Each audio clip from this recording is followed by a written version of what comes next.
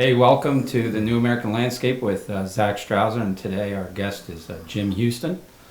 And welcome, Jim. Thanks for having me, Zach. Yes, sir. Looking forward to it. So this is our first official guest and recording of our vlog, and really excited. We did a little video up in Vermont that just kind of an introduction of what we were going to do, and so you were in town kind of last minute and decided to grab you while you were here, and it's kind of ironic that Jim is our first guest on it because he was probably he was the first consultant or external help that I brought into the company. I just was talking about it yesterday. I never hired an attorney before that. I may have had an accountant. Okay. But I never had anyone externally come in and help us in the company, and that was probably, I don't know, do you know the year on that? I think it was 2003 or 2004. 2003, yeah. A long time ago. Yeah. So anyway, so just a little introductory what the New American Landscape show is going to be all about. It's basically I'm trying to connect people that I interact with or have. Initially, we're going to be kind of grabbing that scenario where I already know you. It's a good fit. Let's talk. And I think as time goes, well, obviously we'll be bringing on people that I just met. Right. But for the first 5 to 10, it's who's pretty influential in my life and in my businesses, and so that's that. So, Jim, just give us a little breakdown on who you are, and maybe go into how we met a little bit. But Yeah, we met at a seminar. I think it was an estimating workshop I did at Rutgers University back 2004 or so. And if I remember correctly, there was a big snowstorm. It was winter. Big snowstorm, and so you missed one of the 2 days or something, or slept through one of the 2 days. I forget which. And but then you decided to have me come on site, and it was. And somehow, in my scheduling, I scheduled us for Easter Sunday. yeah. And some time ago. And what was interesting about that is that I arrive, and maybe even the day before, you give me a call and you tell me that all of your guys in the field had quit. I think you had 3 guys in the field. They all decided to quit. At least most of them. I don't know. Yeah, something like that. And so we figured it was pretty appropriate to meet on Resurrection Sunday to try to resurrect your Maybe company. at lunch at Friendly's. Probably so. It's pretty empty. Yeah, it was. Anyway, but that's how we got started. Yeah, it was a snowstorm. It was a blizzard type of storm, and I remember plowing all night and drove my car into Rutgers, into Jersey, came, and I think was nodding off, falling asleep, but ultimately nothing to do with you were a boring educator in any way or teacher in any way, but it was. Well, everybody else fell asleep too. I don't know. Yeah, and at the time, it was the subject was well above my head in the sense of at that time I was obviously plowing. I was out all night plowing. I was mowing grass. I was working in the field with the guys or whoever worked with me at the time, and so looking at numbers for 2 days. For a beginning landscaper and someone that was homeschooled and not really diving into the numbers too deep at that time, at least. And after a night of snow plowing, that was pretty tough. And at the end, I asked you if you would be interested, because I said, hey, I get what you're saying, and it sounds all really important, and I want to start adapting some of this, but can I retain you, or can you come to my business and help me? And nothing really happened too quickly on that until probably about 2 months later when, like you said, a few people quit. Right, and started second guessing if I'm doing it right. Exactly, and so we got together and pretty much spent the day together, and you picked up and ran with this stuff. And just so people know somewhat of what I do, for the last 33 years I've been working with primarily landscape contractors, irrigation contractors, and tree care contractors. And I go in and help them benchmark their businesses, help them budget, help them do all their pricing, show them how to format their profit and loss statements, all that sort of stuff. And that's how we started, putting a budget together, calculating your prices. And I think in the class, the budget, we actually did with paper, Right. pencil, and eraser, Right. and calculator. Yeah, that made it really exciting. Anyway, so we did all that, and like I said, that was about 2004. What do you think your revenue was that year? Oh, I'm going to just guesstimate, or somewhere around probably 250,000 a year. Yeah, and well, now you're 20 times that. Right. You know, and it's pretty amazing to see what's happened in the last 15 years or so. And even, you know, when we first got together, and I think a lot of businesses expect, consulting to be one thing in the sense of a quick turnaround, or they're going to show us everything and then we're going to do it tomorrow and everything's going to work. It wasn't really that. It was more building a relationship that now, 15 years later, we still have. And it was about, we did a site tour where we drove around and looked at properties, and I said, I'm charging this for that, I'm charging this for that. Well, what do you think? Of course you said, well, we're going to get back to these spreadsheets to really see if you priced it right. But it was still just getting the pulse of who I was as a person, and were we moving in the right direction. And even if I learned 4 or 5 different things that day, they probably didn't even get used for several years. In some cases, where I kind of went, whoa, that's a lot to take in.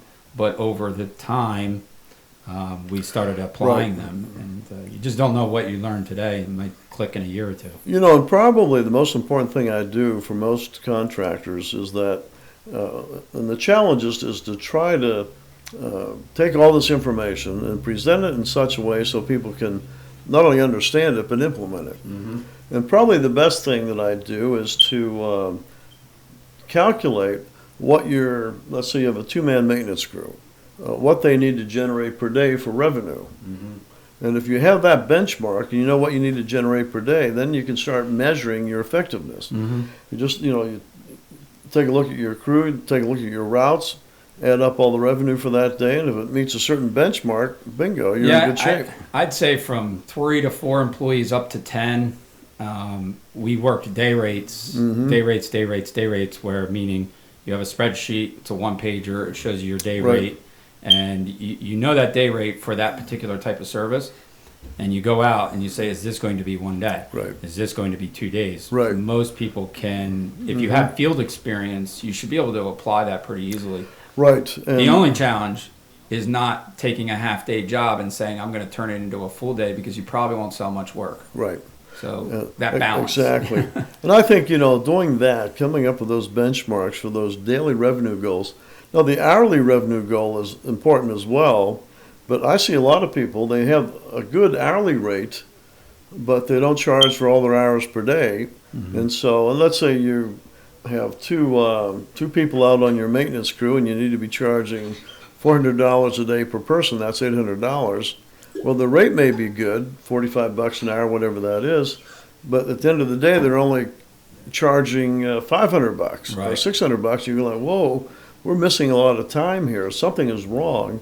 So we need to look at both on there, the hourly and the day rate, and that's probably one of the easiest things for most contractors to grasp, and it allows them to start measuring things right away on that as well. And to work with someone to come up with these rates is really important, and not pick that up at the local diner. You're talking to your competition that's your buddy, or maybe not your buddy, but somehow you hear that this is what this person's charging versus that, because someone may be able to charge less or more, but it's really dependent on your company structure, and you have to know that. Exactly, and this is where when we put a budget together, we go through what we project the sales to be for the year, the labor cost, the labor hours for the year. So we have a pretty good pro forma of what we anticipate that year is going to look like. Then we back into that and we calculate rates using our overhead that we've calculated, using the labor burden figures we've calculated, bring in the cost for the different pieces of equipment. So we have a pretty analytical process that we're applying to all this, versus sort of a by gosh and by golly methodology. Most contractors, you ask them how they've come up with their rates, and it's, well, that's what we know we need to charge, or what so-and-so is charging, and I need to charge a little more or a little less. And so they really don't have an analytical system for calculating this stuff. And so what we try to do... Or you could just pick another straw out of a hat and say that you're going to double your materials, and that's a good Yeah, exactly. Yeah, I mean, that's probably not the best way. There's so much bad information out there that makes my job easy. Right. Because materials times 2, so much per zone for irrigation, so much per square foot for patios and decks and walkways. And some of these things may be reasonably accurate, but generally they're not. Mm-hmm. And so people get into serious trouble by applying this stuff that they really don't understand. Mm-hmm. And so, like I said, I come in and provide an objective analytical basis for the rates we're charging that you can learn and understand as well. So, being that we'll call you a number guy.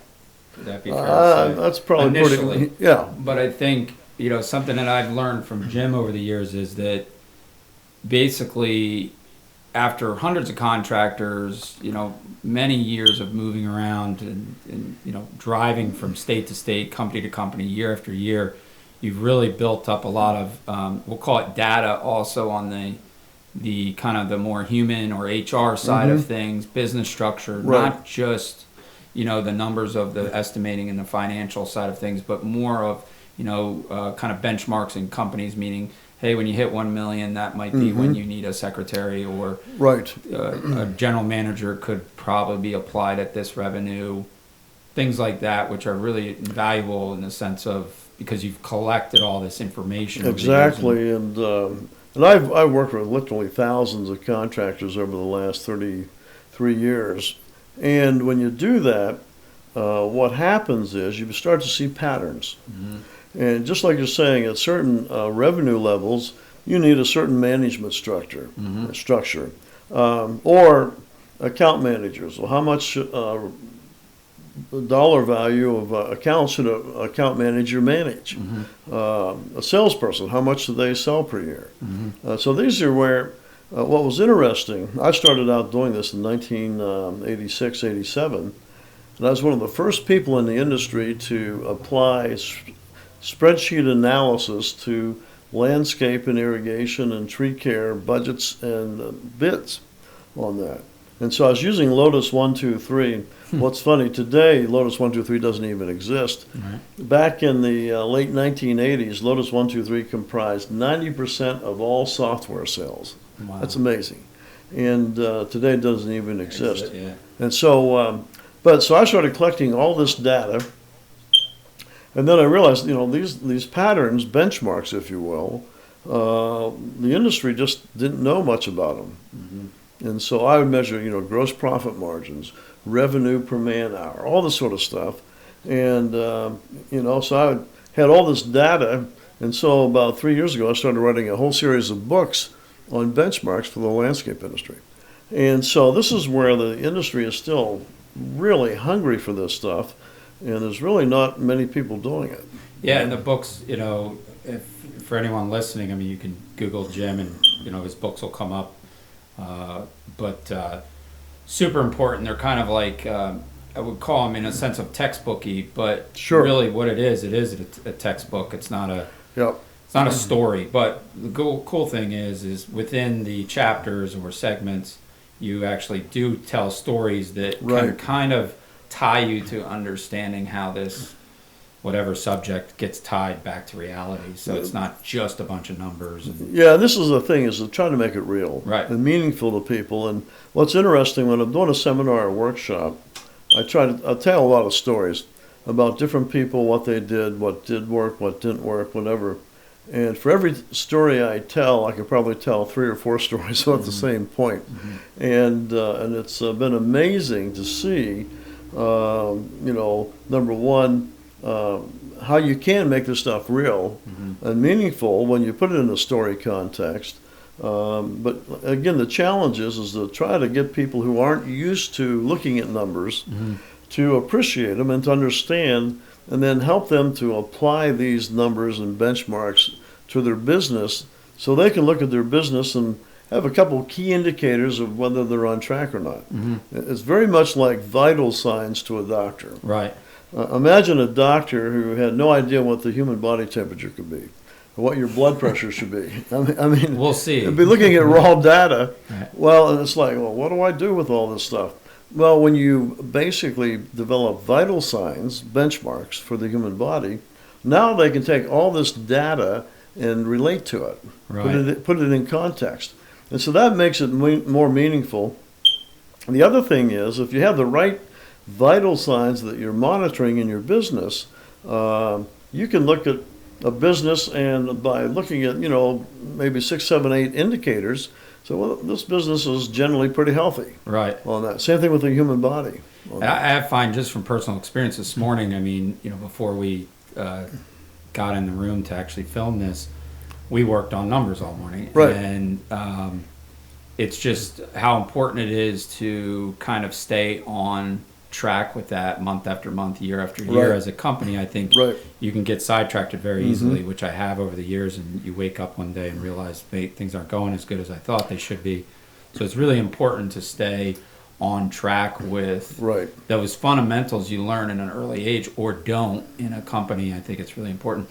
What's some advice you would have right now to small to medium companies, and let's even say, well, first landscaping, but then if you were in any business, what should someone be concerned about right now? But in landscaping, what do you think is pretty controversial in a sense of like, what should they be watching for? We know the labor is a big part, but if we could go almost a little even deeper than labor, because it's a low-lying kind of fruit problem right now. I mean, labor is huge. And, just to touch on it briefly, I mean, it is the biggest issue out there, I think, and anything related to labor productivity on there. Right. And so labor productivity is a big issue, and it's how you handle labor, whether, recruiting, training, whatever. I would say that probably the vast majority of my clients could increase sales 20, 30, 40% if they could find the labor on there. But, in addition to labor, you have a whole bunch of issues in your business. And I think one of it is just how do you educate the owner to understand the business and the business process and management. And management, yeah, absolutely. If you're getting into the $1 million plus type of company where you might have, depending on your business, because maybe there's a listener that doesn't really do landscaping, so we'll kind of try to broaden the conversation a little bit outside of just landscaping. But management, I think owners are stubborn enough to learn, but if you do get them to sponge and learn as time goes on, but then how do the next generation or the next group under that owner learn the same things, which is super important because they're really ones that bring in the results for the owner. Absolutely. And this is where that I think training people to understand the business process. Right. And what you're doing as an owner, and you want to teach other people in the company to think this way as well, but everything you're looking at, you're doing a cost-benefit analysis with it.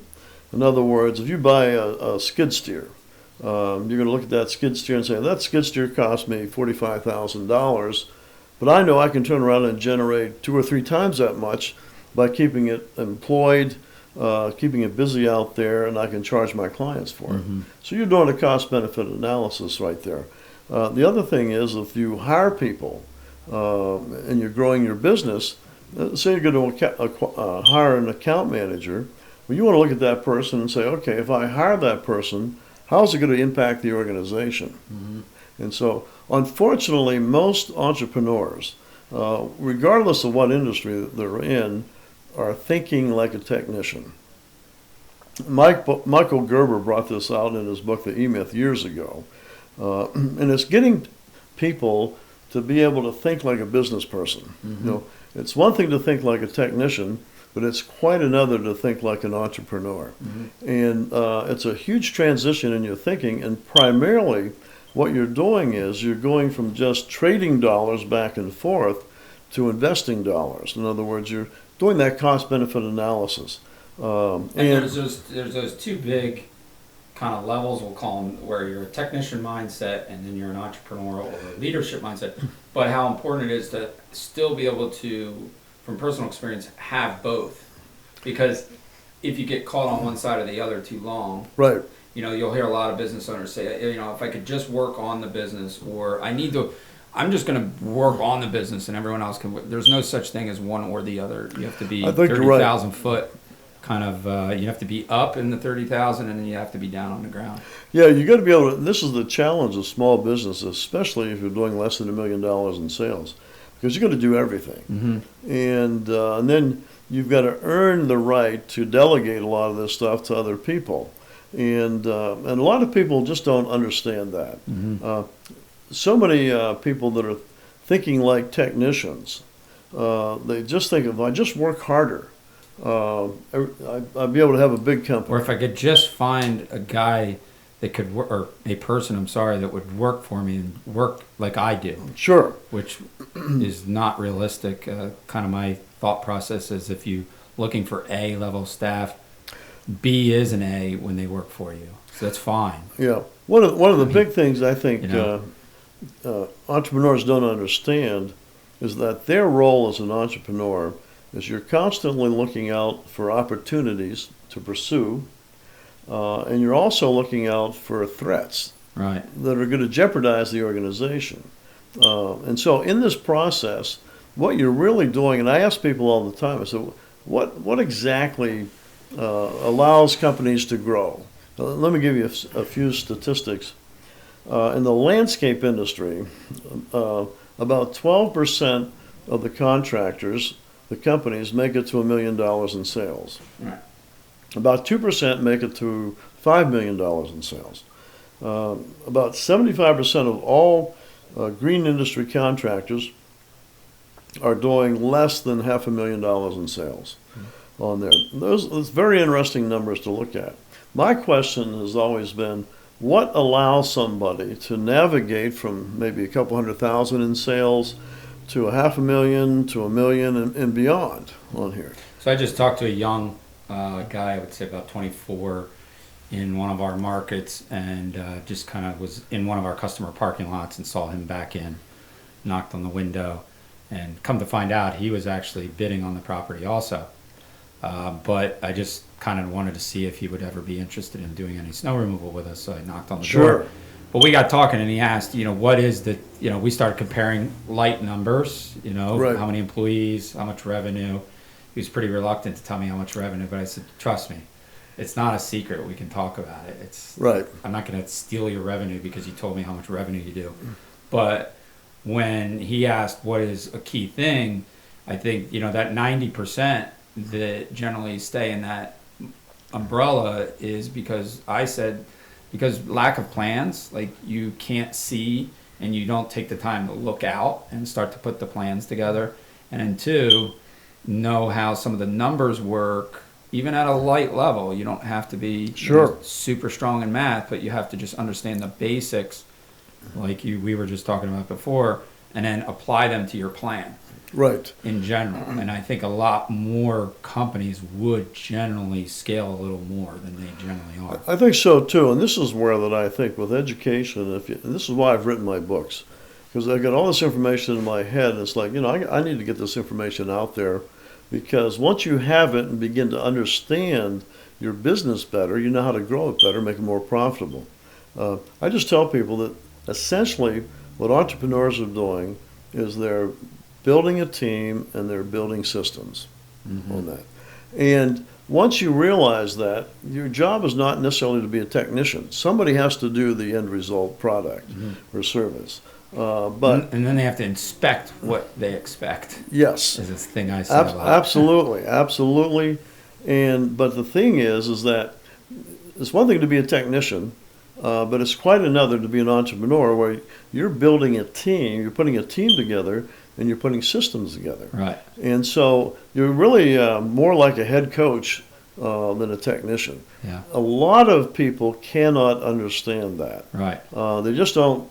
And again, they think if they worked harder, they build this huge organization. And a lot of company owners at 5 to 10 employees, they're going to generally say, well, I don't want to turn into someone that doesn't do anything and just kind of doesn't get dirty and drive around in the truck. But I would say you'll never work so hard when you go beyond 10 people. I mean, exactly. number one, mentally. Yeah. So you got to start to build that mental game. Absolutely, and this is where that I think now you're going from working with hands-on, tangible things, where you're installing a patio or planting trees, or you're mowing a lawn, and or you can putting down see mulch. A to Z gets you this, and you're done. Exactly. And you kind of feel gratified. Well, and now yeah. you are dealing with concepts and principles, and it's all in your head, if you will, the management side of it.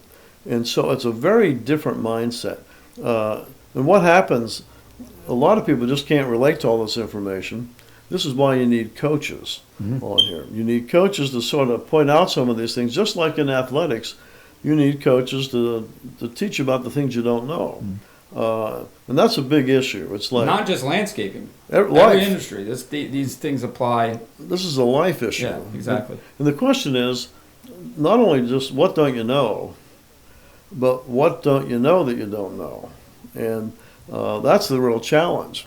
And so many people, well, it's like, you can probably relate to this, but when we were young men, we knew everything. And the joke is that as I got older, my dad got smarter. and the thing is that we begin to realize what we don't know. Yeah. When we're young, we know everything. Can't teach us nothing. And so, but then we begin to realize that life is a little bit bigger than we thought it was. Yeah. And there's a lot more to know. And so this is why it's really important, I say, for an entrepreneur to build not only an internal team of laborers, crew leaders, managers, bookkeepers, all this sort of thing, but also to build an external team. Yeah.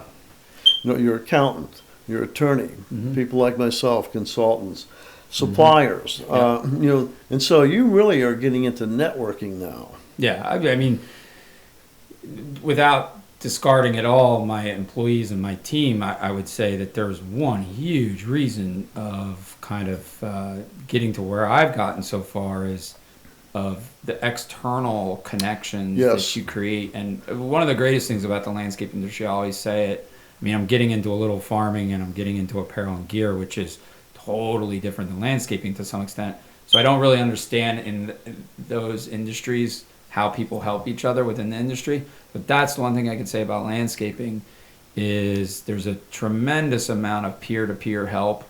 A lot of resources out there. And it's just people will help. I mean, as long as... The tragedy is the typical male mindset is you can't teach me nothing. Right. And I tell them, you're absolutely right. I can't teach you a thing because of your mindset. But if you have the right mindset and you're willing to network, and that's something you've done. You've done a lot of really positive networking throughout your career.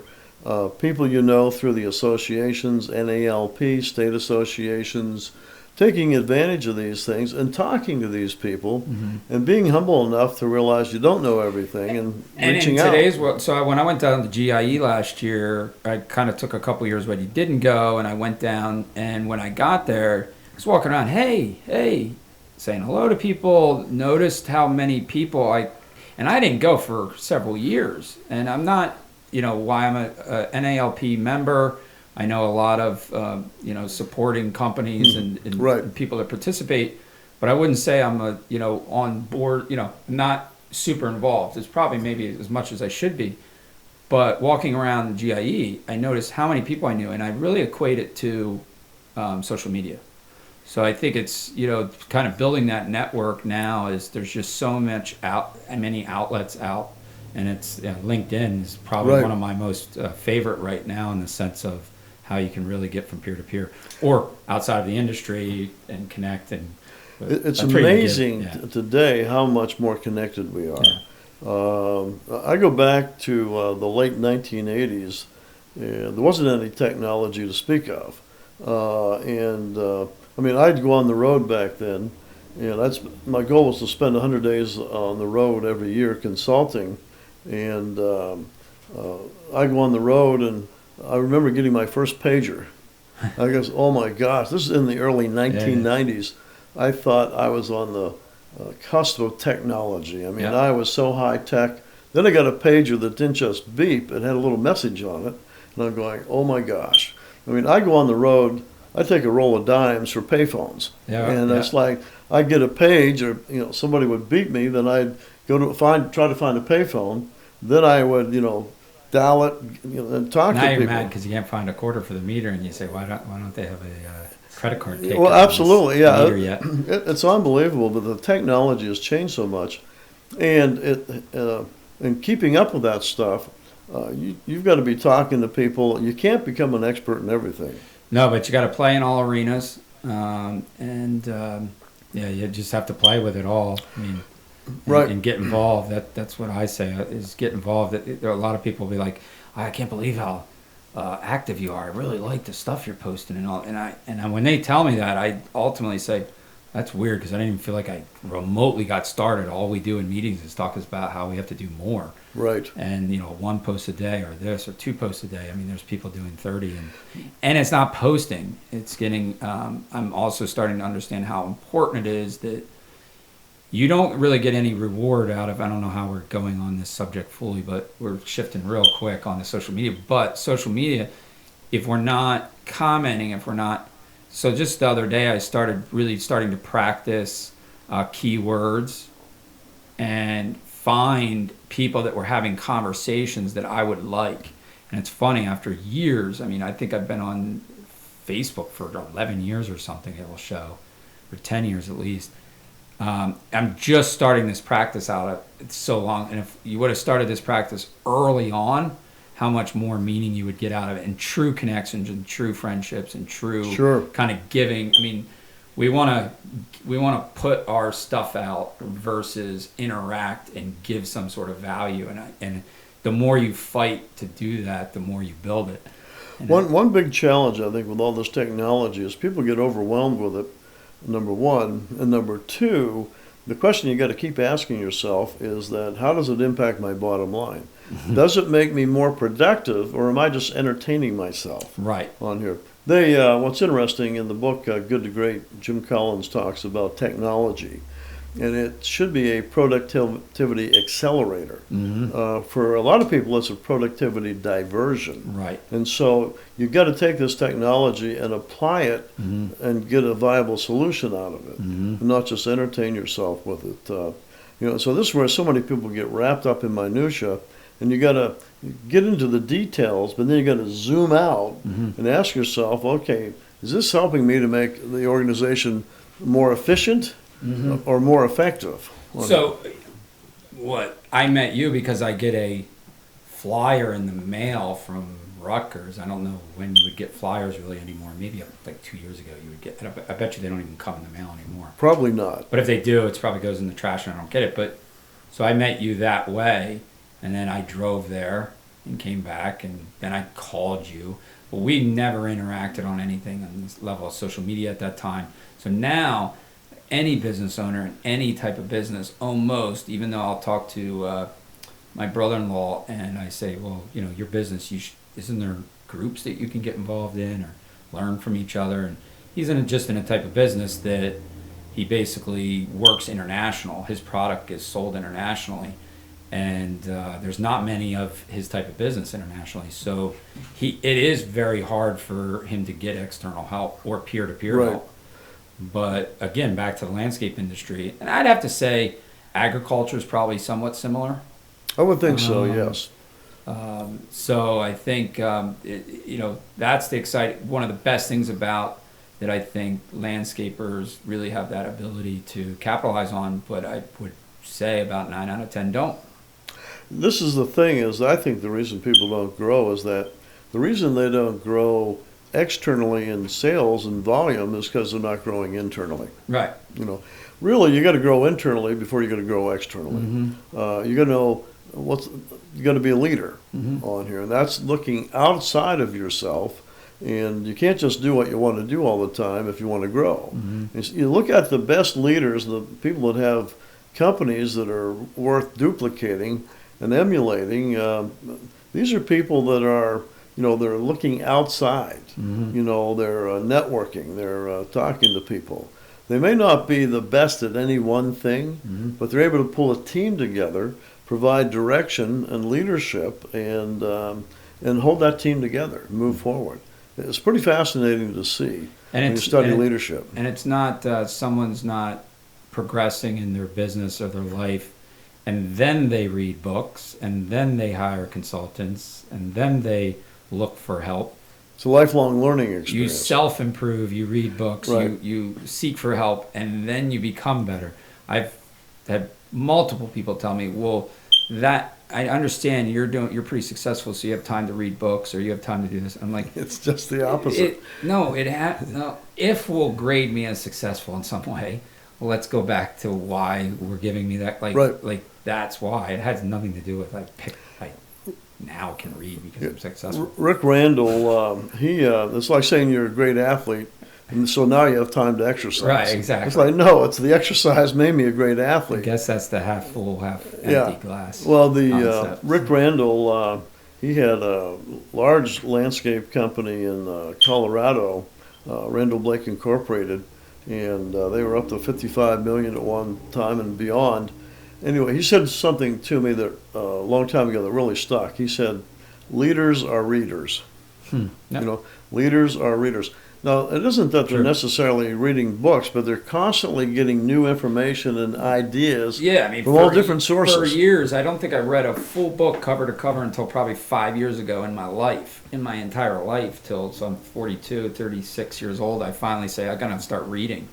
It was what, a 10-page book? I don't know. My company's double the size since. I'm not saying it's just because of reading, but it's definitely one of the top 10 reasons. But before that, I was a big magazine one pager. Right. Sure. If you had your article, Bruce Will, whoever that I communicate with, I'm reading those one pagers. Yeah, this is where you can get a lot Short, of information simple, out sweet. of something really short and pithy.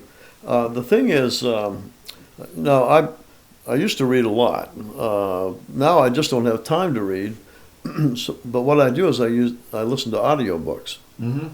I probably listen to 2 or 3 audiobooks a month. Yeah. And all sorts of different topics, not just business. Yeah. I think you got to be careful. You need to break the mold and get beyond that. Yeah, 100%. But a lot of stuff about history, things about biographies of presidents, people like the Wright brothers, that type of stuff. I'm trying to read an Ethan Allen book right now. Holy moly, it's heavy. Well, I don't even know how to say some of the words from 1800 or whatever it is. It's a challenge. Yeah. I mean, I read a book that was Deerslayer by James Fenimore Cooper. This was about a year ago, and it was written back in, I guess, the 1800s, and it was very different from a modern novel, as far as just the way the people spoke and all this sort of stuff. But it was very, very interesting. But you got to do this type of thing. I mean, you got to fantasy, listen to sci-fi. I mean, there's a whole bunch of stuff. You got to. It's all about ideas. Right. We're dealing in the marketplace of ideas, and some of your best ideas about business will come from non-business sources on here. Yes.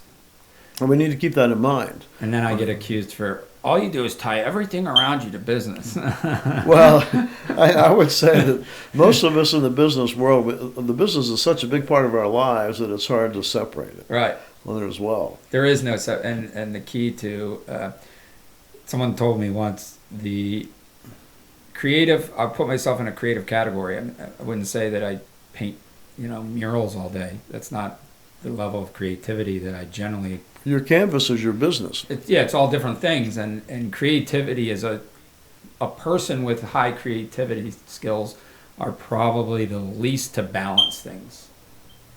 Probably true. And then if a personality like myself would sit and try to balance things out, I'd be more stressed from trying to balance things out. So if I just work all the time, or if I just do this, it is what it is. So I'd learn to roll with it a little. Yeah, As an entrepreneur, I think you have to. People talk about having a balanced lifestyle. I'm not quite sure what that is. Yeah. But kind of I think it's something easy to grab on to say, if you can do that, you figured it all out. But no one ever figures that out. Yeah, I think so. It's probably, well, the thing is, I think the balance can probably take different things. It means different things to different people. But if you're at peace and you enjoy what you're doing, you enjoy who you're doing it with, and so forth. I don't even know if balance of life balance is even really. It's more, you hear everything now is quality of life.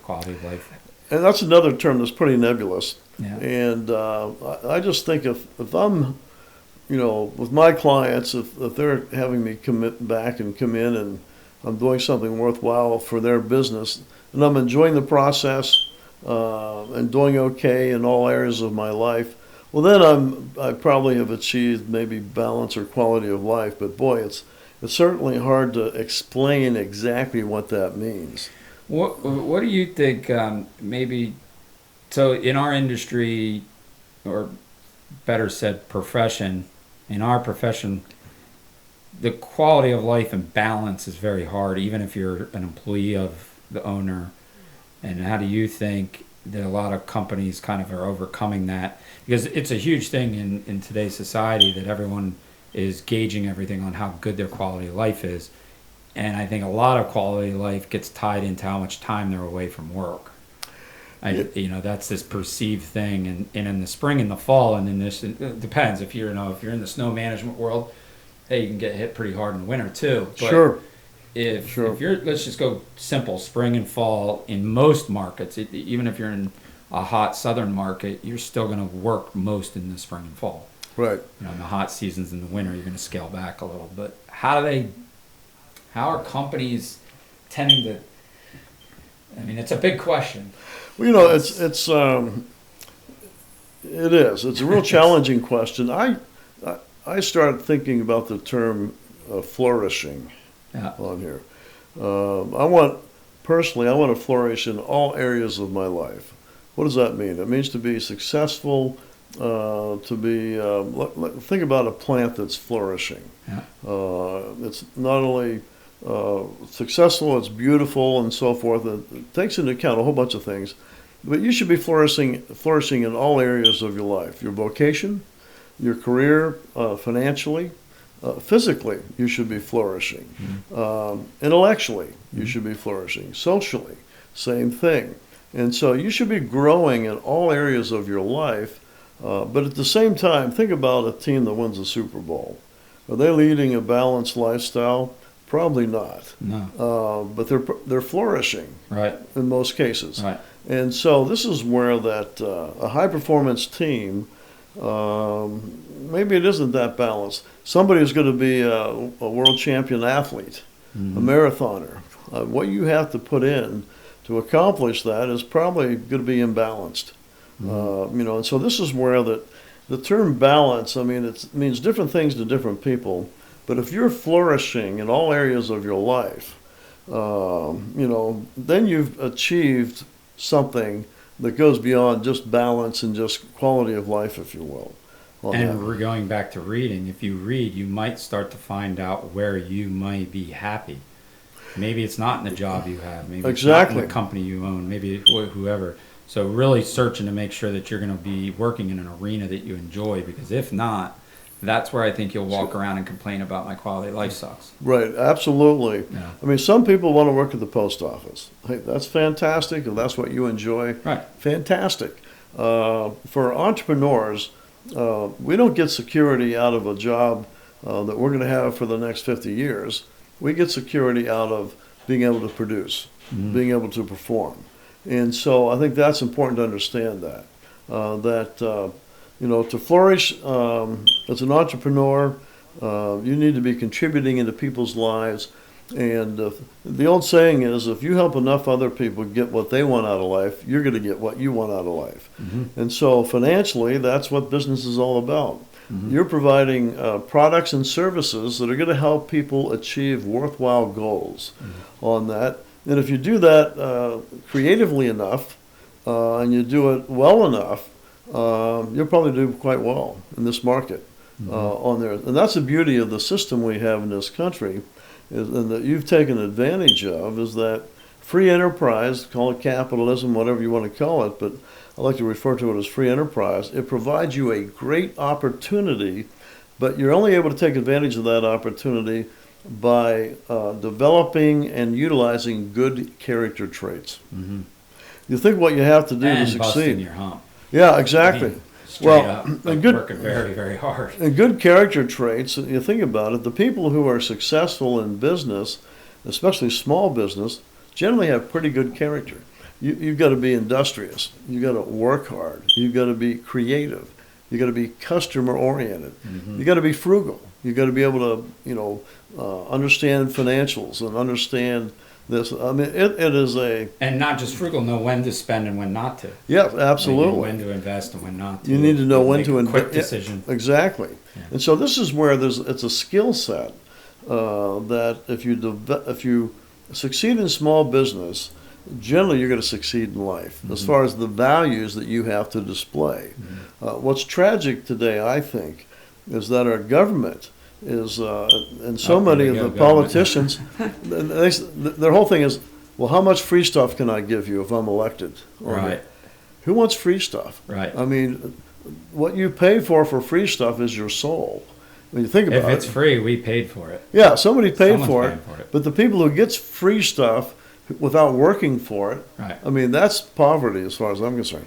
And so this is where what makes you successful as a small business person is totally opposite of what so many politicians are trying to promote. It's like, how much free stuff? We want to give you free college. Yeah. We want to give you free medical. We want to give you free this and that, everything. And it's like... Here's some advice I have. Is don't watch TV. Well, that's good.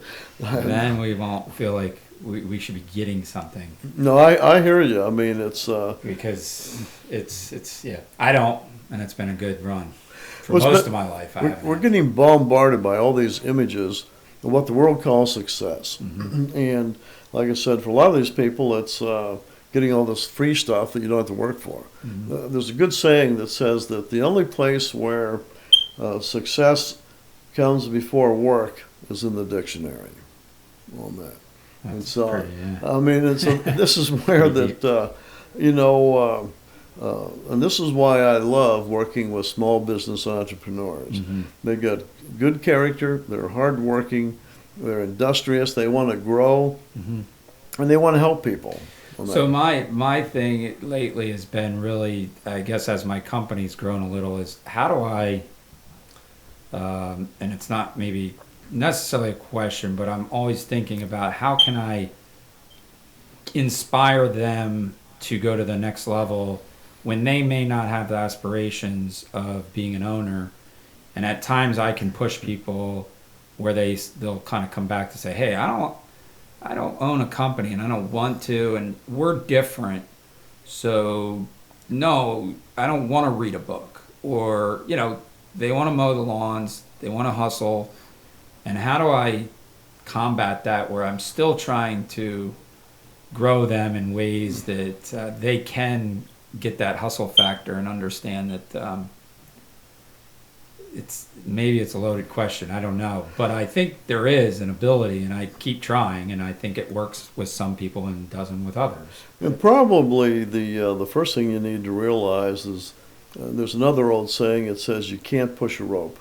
Right. It's there's three things that are... you can pull it, and hopefully it's not too heavy on the other that's side. Right.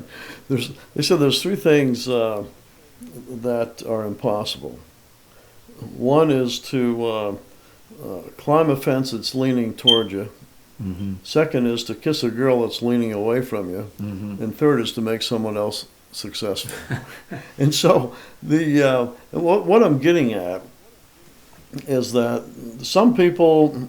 it's like the guy he died at age 25, but he wasn't buried until age 75. Right. He's dead on the vine. And that's where I kind of keep trying to intrigue some of my staff to try to understand that this doesn't have to be what you're doing for me today. And how do we get to the next step together? This is one of the exciting things about being an entrepreneur, because you're a coach. And as a coach, part of that is to build into someone's mind what their possibilities are. 100%. Yeah, and it's like, Joe, Mary, have you thought about, you could be an account manager or whatever, and you talk to so many people that started with a company when they were 18 or 19.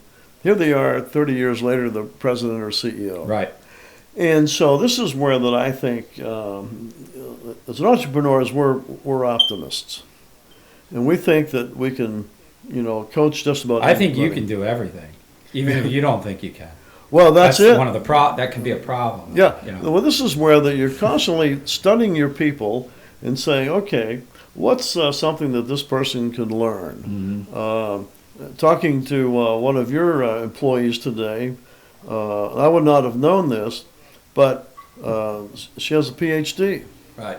It's like, that sort of blew me away, Not number smarter one. than me. I'm just crazier. See, that's right. He's just smarter. And the thing is that I said, well, that changes everything about the way I look at this person, because what they've been through, and then that sort of led to some other things that we got a little creative on how she could contribute to the organization. Yeah, and a lot of staff have degrees. Over the last 5 or 6 years, where there's real good percentage have degrees in different things, and still trying to get them to want to take chances and grow too. Something everybody. I saw a client in Texas do this, and I thought it was ingenious. And we went out into his shop area, his garage area, and he had a wall there, and he had everybody's picture on the walls in the company. They had probably maybe 20 people. And they had a big audacious goal for each person. One person wanted to buy a boat. Another one maybe was a motorcycle. Somebody wanted to get a college degree. His question was, how can I help you achieve that big audacious goal that you have there? Yeah. And so, they were excited about this goal that they wanted to achieve. And his thing was, I'm going to come up beside you and help you to achieve that. I thought that was an excellent thing to do, to get on the same path, to get on the same wavelength as some I've of your said employees. stuff like that in meetings. I'll say, if you wanted to, I don't know, I'll use an example. You want to start a barber shop, and you work for me right now. You cut grass for me, or you plant, you're on the enhancement crew, and if you want to start a barber shop, what better person to come tell that to, and not, jump around from job to job. Sure. And not think that the next thing's going to be better and one day you're going to do this.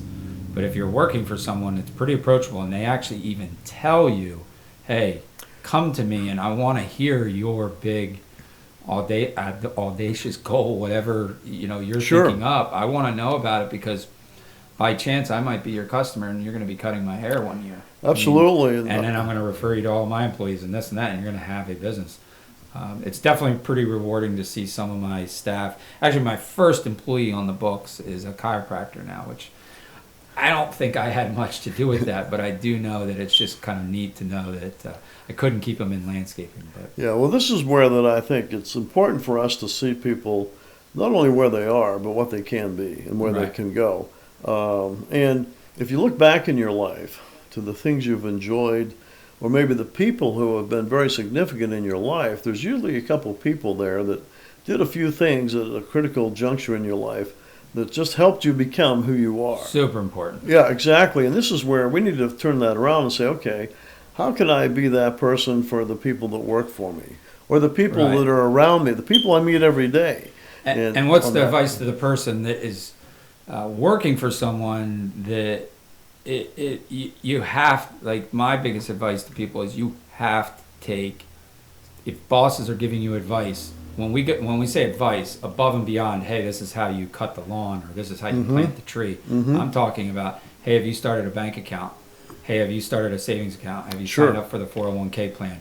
Have you started waiting tables on Saturday night so you can save an extra 10 grand a year, so in 10 years you can buy your first rental property? Sure. Those pieces of advice, if they aren't taking those, that's basically where everything goes wrong. Right. Point blank. Because everything that ever went right for me is when I took those. And it gets back to the concept. When I think back. Like I was saying earlier, it's the young man whose attitude is, you can't teach me nothing.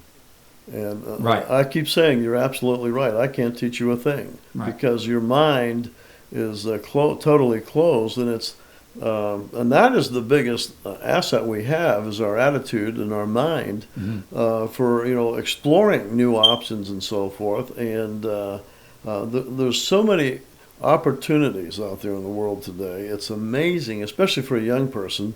You name it, that career is open to you. But you see people that the world's against me and yada yada yada. They're having a constant pity party. The one thing that clicked for me to get into this industry was I was a ski coach, mogul coach up in Stratton, Vermont, in southern Vermont, and I was working for a gentleman by the name of Steve Kenny Stevick, and he drove me to Manhattan. At the time, I wanted to go to FIT for marketing for the ski industry. I said, that's the best school. What's FIT? Fashion Institute of Technology. Oh, okay. So I was going to go there, and then I was going to learn marketing for the ski industry for apparel and gear. And I went to it, to an introductory, or whatever it's called, open career day. I get out, he picks me up. He said, what'd you think? I said, well, I don't know. Like, everyone spoke a different language. I definitely felt like the oddball. Like, I was just like this little ski bum kid, hillbilly, from PA and Vermont at the time. And he said, well, and I think it was in that conversation, he said, you got to get a trade. This was, so I'm not telling everyone they have to go get a trade tomorrow. Sure. Get into trades, but I will say there's a huge need for it, and people that are ignoring the trades are crazy. But you have to get a trade, and you stick to it, and they're irreplaceable, and everyone will always need tradesmen to some level or another. Sure. So that's not what I thought I was going to be doing, and sure enough, that's what I ended up doing very quickly. Probably by that summer, I was out push mowing lawns that quick. Took his advice and did it. I tended to take his advice for whatever reasons. He was pretty impacting it. I'm not saying my parents weren't, but external from your family is huge too. Sure, I think a lot of people want to listen to people in their family or their closest or their husband or their wife or their girlfriend, and that may be great, but that also may be your worst idea. Right. And to try to find those people externally in your life that aren't around day to day is pretty much key. Role models. Exactly, I think 100%. Find those people who are good role models. Sponge it. Absolutely. And like I said, there are great books out there. There are people out there that are willing to coach you, to help you, and there's tremendous opportunities. And this is where I think, like I said, reading is probably the best way to access a lot of that. So, sorry, Jared. I know we lightly introduced you on the first one, but Jared's does all our IT / video recording and photography, and he is a pretty neat story, riding across the country doing this and that. But real quick, we were in the truck coming back from videoing a training class, and what did I do to you the whole ride? Both ways. Lectured me and gave me some good life advice. The whole way. I hope you charged me for it. Relationship advice, like everything. Now, if you get 5% of it, if you pick on something, I think you got to take it. I mean, it's like so many people today. Cheap. Instead of talking to people that have done what they want to do, or maybe have been successful or something like that, they basically surround themselves with their buddies who are, maybe not going anywhere. Right. And they have a pity party. Yeah. And it's like, listen, life is not about having a pity party. You got to kick yourself in the butt and get out there and explore. And it just bleeds too. Yeah. More and more. You get more and more whatever you're experiencing, whether it's terrible. Positive, negative. It's terrible. And so this is where just being around good people, good influences. And if you're in a group with a bunch of losers, well, get out of that group and think about the people around you. Are they encouraging you to grow, to try new things, to work hard, to be diligent, and to take advantage of what's out there? If they are, keep them in your sphere of influence. And if you feel tired of this same person giving you advice and pushing on you, then that probably means you're not doing anything about it. Mm-hmm. Yep, absolutely. And this is where like I said, there's a lot of good people out there, and you're smart if you listen to them. Right. Number one, seek them out, and then that's the other thing is you got to be looking for constantly improving yourself and taking yourself out of your comfort zone. On here. How do you think? Where do you think the landscape industry is going in a 30,000 foot view? Where do you see it in 10 years? The technology is going to get better. right now drones, robotics are big. And you think about it, that's all impacting the labor issue, and it's driven by the labor problems we're having. Technology in the form of training. With the aircraft industry, they'll build planes, and they'll sort of the technicians will wear a helmet when they're building a plane that will actually have a tutorial on them for helping them do certain things. And it's cut down the number of errors that people have made on building these things, but it's also made them far more productive on that. So you're going to see things like that. I think a lot of it's going to be in the areas of information, getting the right information to the right people at the right time so they can make decisions on here. Applied technology in the field with cameras and things like that. I think there's some real possibilities. Robot mowers. One day, hopefully, robot skid steers plowing condo driveways. You mentioned about social media, Facebook, and things like this. We're going to be more and more connected if you're willing to take advantage of it. Right. Not stand on the sideline. Right. This is where also I think we're going to get things delivered to us more over the internet. Who knows? They might invent something totally new in the next 10, 20 years that we haven't even heard about or even begun to think about. What's it? Everything's just going to explode when what does it go to 5G? What is it? 5G? Yeah, the 5G network. They showed some diagrams of what that speed looks like. And it's like basically everything we're doing right now is like at a snail's pace. Yeah, I mean, Samsung is actually advertising a 5G phone right now, the 10E or something like that. They'll do that. They'll advertise it and sell it, but it's not even out. It's compatible. When it comes out, it's like everyone's like, "Why isn't my 5?" Because we don't have 5G. It's like that 4G. At a certain point, you couldn't get it everywhere. This is why that I think the key thing I think for somebody to do is just keep your eyes open. Right.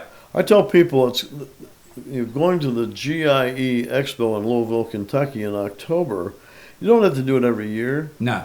But go there every once in a while, maybe every 2 or 3 years, and just sort of see what's happening. The other thing is the magazines are doing a pretty good job bringing up new trends and stuff. Right. And so if you just sort of keep aware of what's going on in the magazines, that's good. I think other things, you're just going to see things go faster, bigger, and better. As far as mergers and acquisitions, there's a lot of opportunity as far as building a business for the purpose of selling it. You're going to see a lot more acquisitions and mergers and things like that going on. So I think there are a number of things, but it's going to be probably more the maturing of things that are already in process versus something brand new that we haven't even thought about. So I've had people say, "Are you growing a business because you want to sell your business?" My reply generally is, well, number one, yes, I'm growing a business because if you're not growing your business by, let's just say, 10% is creating stability, and 20% into 30% is growing the company. 10%, you're kind of growing revenue to maybe replace some of your lost or grow a little. Sure. But you're also growing a business and you want to be a sellable business because that means you are profiting and you have probably a pleasant environment to work in. You have a good culture in your company. And it's a smart business move for anyone to be in a sellable situation, whether you own a vehicle, you want your vehicle to be in a sellable situation, right? You don't want to beat the crap out of it and not be able to sell it because you treated it terribly. Have a junker on your hands. So it's the same thing with a business. So I just wanted to bring that up because a lot of people don't really tie to mergers and acquisitions in a way, well, I'm too small, or I don't want to sell, or I'm not ready to, or that's the wrong thing to do because it has to go to second, third generation, whatever people are thinking. Right. But they're not thinking mergers and acquisitions to be, let's relate that to, we need to be a profitable, sellable company because that means we're a solid company. Yeah, this is where and this is another area where there's a lot of opportunity. And I think people don't realize that. Right. We hear a lot about the big multi-million-dollar companies buying or selling companies. Right. I think that's one area to be thinking about. But at the same time, a lot of people don't realize that they have something to sell. Years ago, I worked with a fellow, I think in Kansas. His name was Len, and he had a business where it was a combination of, maintenance, some enhancements, that type of thing. Only doing $200,000 a year. Well, Len was a pretty neat guy. One of his good friends had gotten sick, I think maybe with cancer. He actually took a year off to help this person, and his sales were down to 134,000. He wanted to sell his company. And you're thinking, well, what does he have to sell? He ended up selling his company for $200,000. Huh. Blew me away. He found an individual. It was a father who wanted to buy a business for his son and a buddy of his son's, and they were going to form a partnership. Len agreed to sell them his business, and he was going to stick around and coach him on that. And it's like, my gosh, whenever you think that something is impossible, be prepared to be surprised. And or not going to happen. I mean, business owners can get sick. Something can go wrong. Absolutely. Emergencies happen. Who knows? So exactly. You want to be running your business every day to the ability of potentially it being valuable. I mean, that's just what a lot of people don't realize, and is that the things you need to do to make your business as appealing and valuable to a seller a buyer as possible are the same things you should be doing anyway on that. And so by thinking that way, you're just being smart about it. I mean, think about somebody who buys a McDonald's franchise, for instance. Probably pay $1 million for it. So you have it for 20, 25 years. But what are you going to do with that when you get ready to retire? You're going to chain the doors and let weeds grow in the parking lot? Probably not. No, the next owner will come in and McDonald's will still You're going to sell rolling. it for a lot more than you bought it for. Right. And but there, you're not only getting the profit from selling the hamburgers and the milkshakes each day, but you're also accumulating another exit strategy revenue source that is smart. And this is where people need to realize that there are some things in the landscape industry or any business that don't have much value from an exit strategy perspective. In other words, construction companies, because they don't have repeat business, don't have a lot of residual value. So people aren't willing to pay a whole lot of money for a construction company. A maintenance company that does, lawn mowing, irrigation service work, lawn care, fertilization work, and so forth, that has repeat customers. And those are considered to be very valuable. And that's where there's a lot of action today in the green industry, because especially in the commercial market, that people are willing to pay for those companies, and they're willing to pay big bucks for them. The one thing on the repetitive side of the business is I always call it you're managing pennies versus dollars, versus construction is managing dollars, and maintenance and repetitive services, you're managing pennies. And you really have to be a detail-oriented person in the maintenance end, in the sense of constantly. It's this very repetitive, detailed-oriented, where it feels like small gains, but it's very macro win. And I didn't get into maintenance thinking that. I got into maintenance generally because I knew that I liked relationships, and I really pride ourselves on what contracts we have held for a long time. So it's that, for me, that was what maintenance did for me. But, sure. Yeah. The other thing is, for instance, in the areas of, let's take irrigation. You have irrigation installation companies, then you got irrigation service companies. What I noticed years ago is that a lot of times the people who are doing, say, residential irrigation installation work, usually young guys starting out, and they don't want to do service work.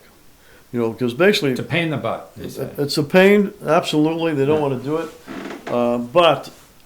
So they do the install job, and they get, maybe $3,000, $4,000 a day.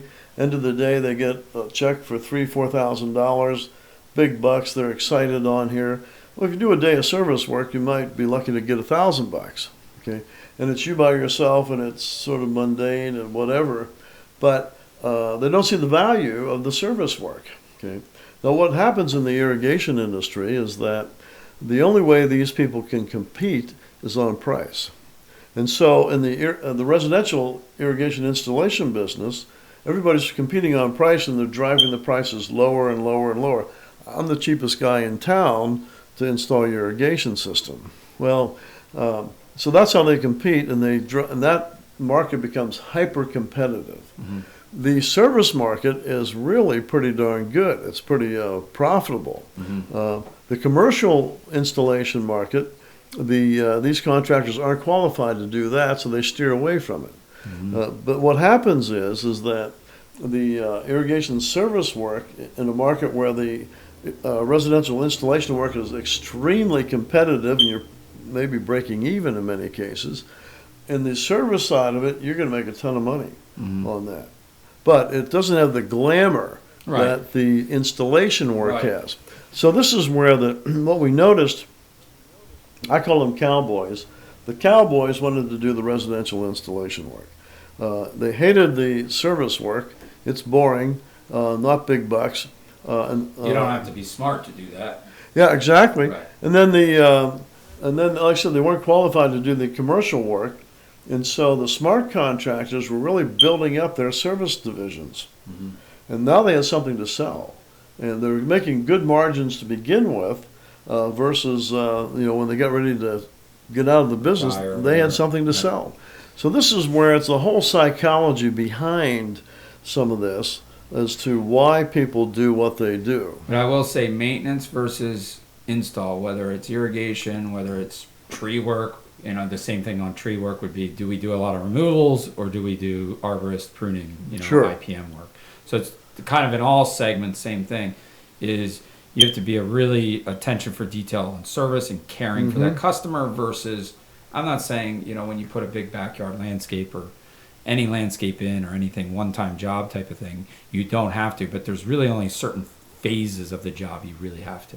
Yeah. You can be a little, loose on this or that, but at the end it has to wrap up, but then you get to move on. Right. And you have to be into that mindset because you'll see a lot of construction companies go into maintenance, and a lot of times it's tough for them to actually scale it because it's a total different business model. Right. And the other thing is that generally the contractors who enjoy the installation side don't like the maintenance side. Mm-hmm. They like the chaos and the challenge of an installation project. Every day is different, total chaos that they're going to try to enforce their will on and make order out of it. And the maintenance, the steady maintenance, just doesn't turn their crank. Yeah. And so as a result, they gravitate towards the installation side. What is interesting, the first thing to go in a recession is the installation work. Just because you install carpets doesn't mean you can't doesn't mean you can shampoo them. Yeah, it's the same concept. It's the old saying that the pioneers get the arrows, the settlers get the land. Yeah. And so this is where that a lot of times these contractors that are in the service industry, they get in a recession and they keep on going. Mm-hmm. We noticed in the last recession of 2008 to about 2012 that the irrigation service companies did real well. Lawn care companies, maintenance companies, they all did pretty well. It was the installation companies that just fell off the cliff. Mm-hmm. Some of them lost more than 50% of their revenue, right, almost overnight.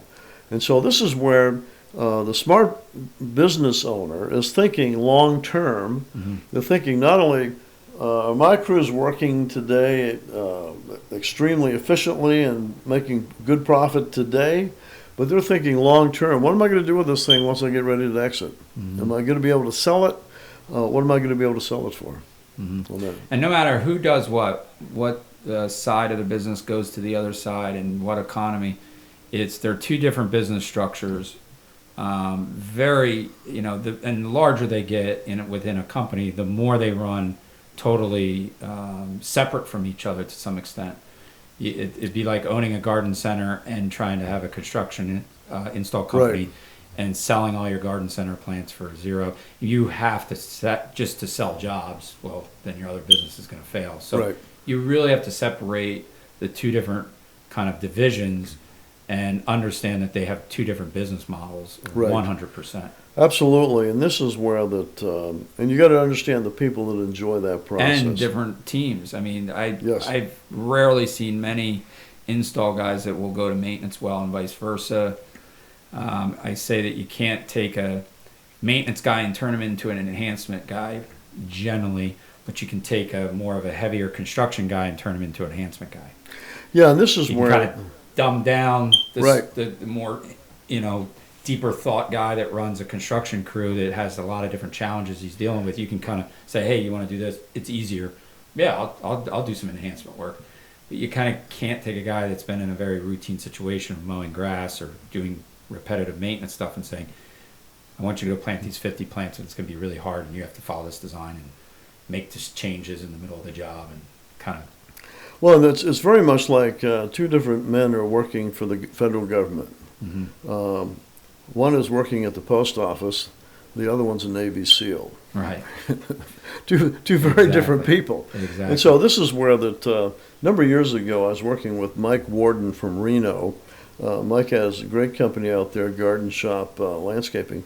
And anyway, he had so much work. He said, Jim, I could double my work, my volume, if I could find 5 more crew leaders. Right. He said, I'm thinking about taking my irrigation service techs and making them into crew leaders. I said, Mike, don't do it. It's not going to work because service listen? tech is very different Did he from a crew leader on that. Did he listen? He did. Good. And so he's been listening his whole life. Mike, a fascinating guy.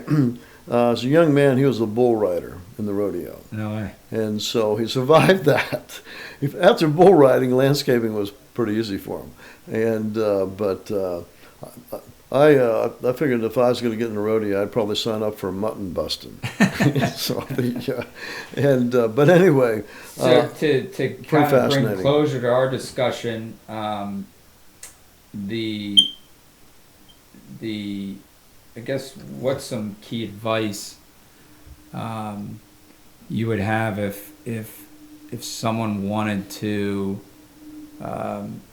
be more successful in their business, no matter what size right now. Mm-hmm. Whether we're talking a $500,000 company up to 10 or 15 million, what would you give them advice, and where should they be?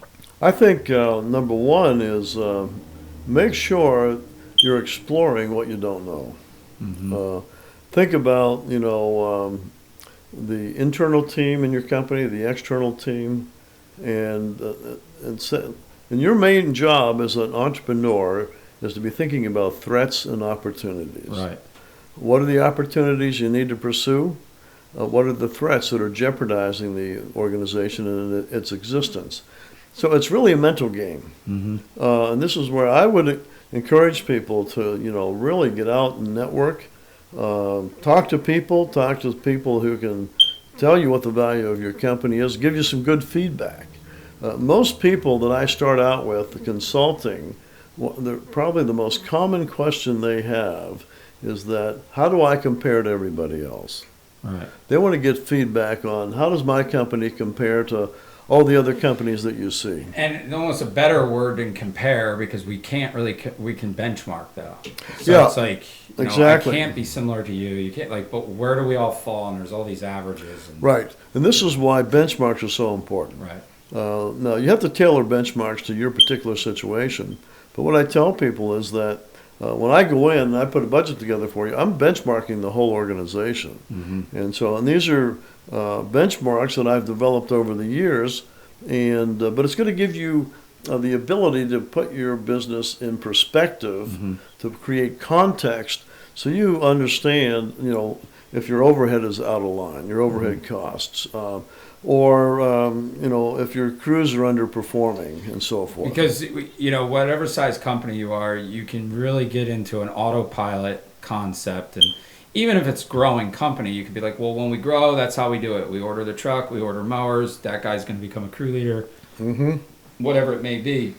But we get into an autopilot on the processes and think the processes are going to continue to run us. But a lot of times what I find is as soon as the processes are built, They're obsolete. they're almost outdated. Like we're doing a lot Right. of training videos right now for the company, and I'm like, all right, we got about 50 more to go, and the time, so now we're trying to actually release them quicker. We were going to do like a lot of videoing all through this year, and then do a big unveil and kind of release next year. And now what we did the pruning one, I said, Jared, we got to get this out by next week, which actually, to remind you, they've been. Yeah. But we got to move them out so they can actually get active now. Because there could be a point where every 2 years we're redoing the video. I think you're absolutely right, it's- and this is where that I use the term procedures, and a lot of people get stuck. Oh, we got procedures for this and Right. procedures for that, procedures for that. Well, maybe we do, but I think there's a better way to look at it. Think about a football team, and every position on that team has a playbook. Right. Okay, and the thing is, we have to have playbooks. We got to start studying the playbooks. No, you need to play the game on the field and apply that playbook. Mm-hmm. Okay, it's not about focusing on the playbook; it's about focusing on your performance. Mm-hmm. The playbook is just simply A guide. a guide, and so And maybe rough guide. yeah, exactly. And so ultimately, it's whatever you got to do to. I just was perform. in a class that Purdue University taught. It's called Strategic Doing. Giving them a little free advertisement, I guess. But I mean, I didn't become certified, but I was just in a 2-day seminar with our county. And they talked about the old structure of business had a bell curve. The new structure of business has S curves. And the bell curve concept was we're going to ramp up this service or this, product and services, whatever it is. And it's going to become, everyone wants it. And then it's going to kind of plateau out. And then it's going to kind of die down. And when it dies down, we're going to reinvent ourselves and we're going to come back into this new. Mm-hmm. But they talk about the S, and that could have been, and I don't know if I remember the exact numbers, but let's just say 10 years. Sure. So the old bell curve took 10 years. And now the S curves do this, and they kind of, it's like a rounded staircase. And right when you're getting to 80% of this flat plateau is your pinnacle, you're doing awesome. Mm-hmm. You have to reinvent then. Right. And then be getting onto this little plateau. And the only thing the plateau is because you're reinventing, and it's just like this little restructure, and then it's back up. And they say that's a 2-year. So like the process of, go back to McDonald's, Sure. you used to see them remodel their stores every like 20 years. Now it feels like every 7 years you drive by it, Right. they're doing a whole new facelift. Right. So everything's just moving faster. So I think that kind of ties with it. Another question is, or thought process on, a lot of business owners now seem to be doing multiple things. At least from what I see on social media and other, even just people I know in the industry seem to be, whether they're into real estate, whether they're into other things. And what's your advice to that, and how do people kind of understand that they have that option, and how do they navigate in several arenas at one time? Or, This is where I think you're going to be careful about that. I have clients who are very successful in real estate. They got a really good business, and they've taken a lot of the money they made in that business and invested it in real estate, which I think can be a smart move. And they're doing well in both. Then I've seen people that are doing well in one, they get into something else, and it's a total bust. right. So this is where that I think it's good to take some of the wealth you're creating in your business and put it somewhere else. But and not even just necessarily money wealth. It can be just what you've learned over the years, and Absolutely. or you have equity that you've built up that you can get that finance. you can get into education Right. and things like that. And so this is where that I think you want to leverage what you have, your resources, whether it's intellectual resources or financial resources or whatever, and give back in many cases. And I think if you do that, that's very worthwhile. Other people, they'll have, like I said, the garden center. Although a lot of contractors who like landscaping don't necessarily do well in the garden center. Many of them get Heard rid that, of it. Yeah. Yeah, but this is where growing something, doing something specialized. I think diversifying is just good anyway. But I think you should be building your 401k. You should be building your portfolio, financial portfolio anyway. But this goes back to flourishing. I think intellectually, how are you going to keep alive intellectually? Courses, maybe teaching some Everybody courses. needs to save money. employees, everybody. Absolutely. You're not saving. Yeah, I hear you. And this is where that, but you should be growing and flourishing in all aspects of your life, social area of your life, spiritual area of your life, intellectual, these things. And so this is where you have to, I think, broaden your horizons and really look out there for the possibilities. Yeah. So, well, I think we kind of hit it pretty hard, and I think we solved most of the world's problems here in the last hour or so. And everyone's going to do so much better after hearing this. So, I think so. Well, listen, Zach, thanks for having me. I appreciate it. Jim, and safe travels. I know I'm traveling this afternoon. You're traveling. We're all both going to be on the highways going in separate directions. Moss does not gather on a rolling stone. Thanks a lot, Jim. Thank you. Yeah. Thanks for checking out the New American Landscape podcast. This was our first episode, so thank you for hanging in there. If you like what we're doing, please consider following along. We have a lot more episodes planned. If you have any questions or would like to start a discussion based on what you heard today, please feel free to comment below. Until then, we'll see you in the next episode.